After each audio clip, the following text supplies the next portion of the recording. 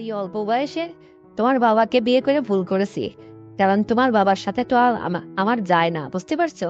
আগে জানলে তোমাকে বিয়ে করতাম। আমি কি আর জানতাম যে তোমার বাবার সংসারে তোমার মতো এত বড় একটা ধামড়া ছেলে বাস করতেছে? হুম?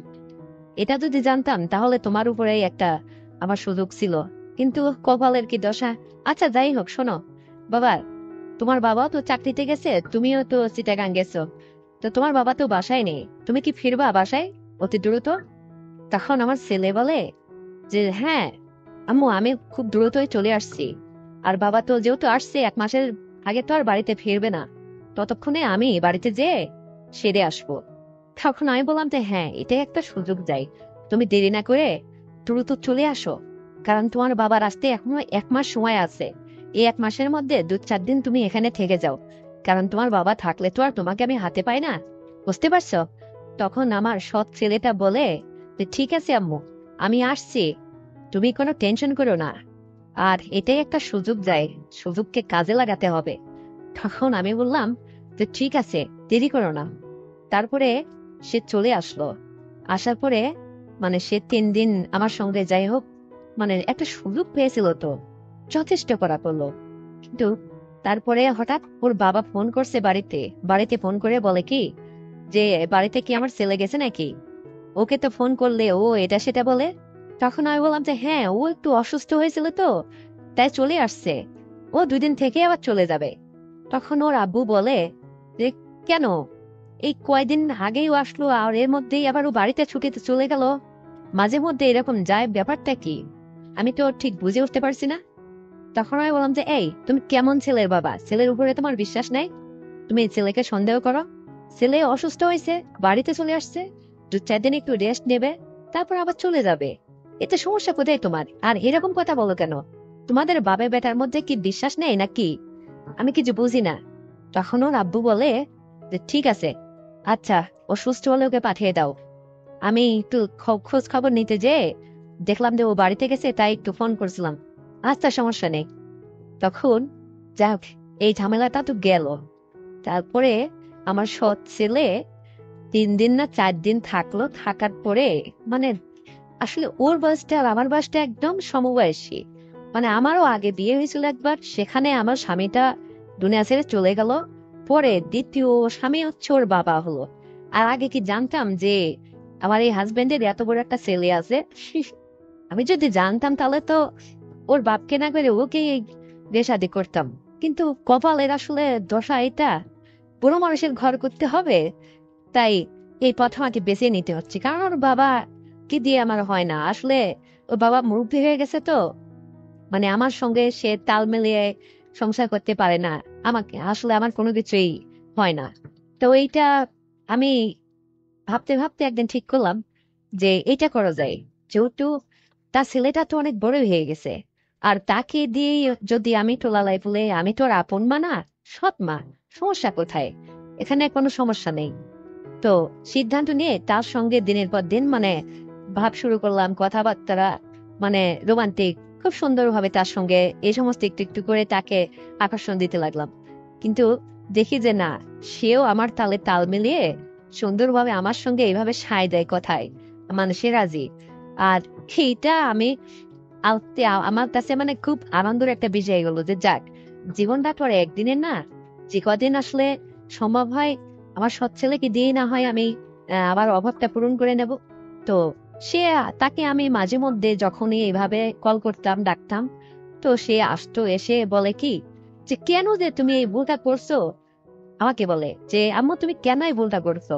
এই ভুলটা তুমি করার আগে একবার ভাবছিলে না? আমার ফ্যামিলির খোঁজ খবর কেন নিলা না তুমি?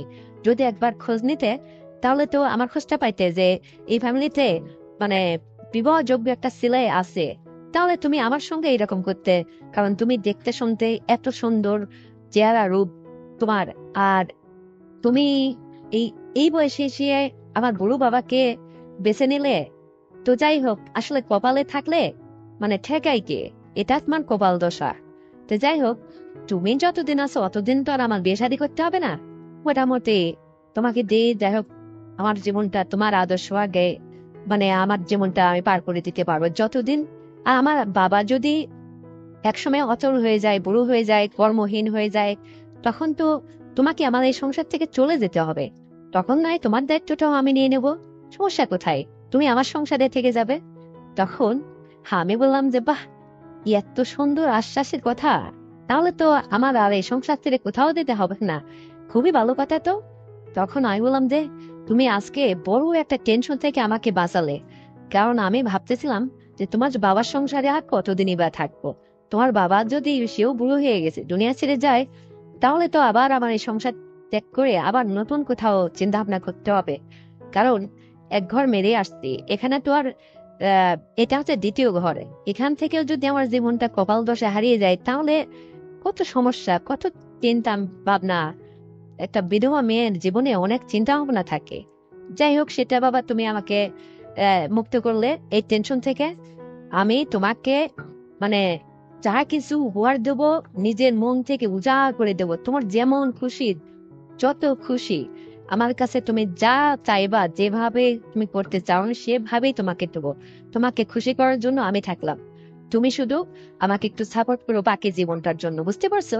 তখন আমার ছেলে বলে, আরে আমি যদি এখন প্রস্তাবে কোথাও কোনো মেয়েকে বিয়ের অফার করি, তো সেই মেয়ের চেয়ে তুমি হাজার গুণ সুন্দরী, হাজার রূপবতী।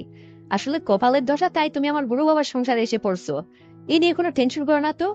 তখন আমি হেসে দিয়ে বললাম যে বাহ, এত সুন্দর কথা, এই কথাটাই তো তোমার মুখ থেকে আমি শুনতে চেয়েছিলাম বাবা। তুমি আসো বাড়িতে এসে, মানে যখনই তোমার এরকম ক্ষুধা লাগবে, তুমি আসবে আমার কাছে এসে ভরপুর তোমার মনের শান্তি করে তারপরে তুমি বাড়ি থেকে যাবে।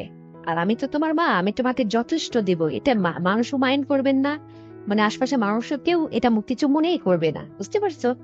আর তোমার বাবা যদি মাঝে মধ্যে এরকম তোমাকে সন্দেহ করে, তুমি অসুখের বাহানাটা দেখাবা যে আমি অসুখ বিসুখ হয়েছিল, এই জন্য হয়তো ছুটিতে বাড়িতে গেছিলাম, আবার চলে আসছি। তখন ব্যাস ঝামেলাটা কেটে যাবে। তো এরপর থেকে বন্ধুরা, আমার ওই সৎ ছেলে আমাকে দিনের পর দিন খুব করে ইয়ে করতো। আমারও ওর বাবা তো আসলে ওইভাবে ইয়ে পারতো না, মানে ওর বাবা ওইভাবে সেবা যত্ন দিতে পারতো না। আসলে আমার যেটা দরকার এ বয়সে, এটা তো সম্ভব না।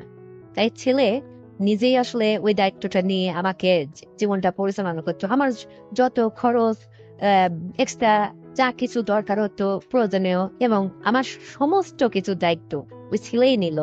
শেষ পথ থেকে আমি মানে জীবনে একদম মহা মহা খুশি। এর চেয়ে আর যেন কেউ কোনো নারী খুশি হতে পারে না। কারণ আমি এই এই রসা ছিঁড়ে পড়লেও আমাকে ধরার লোকটা থাকলো, এটা ভেবে আমি খুব খুশি মনেই তাকে আমার সবকিছু উজাড় করে দিতে থাকলাম দিনের পর দিন।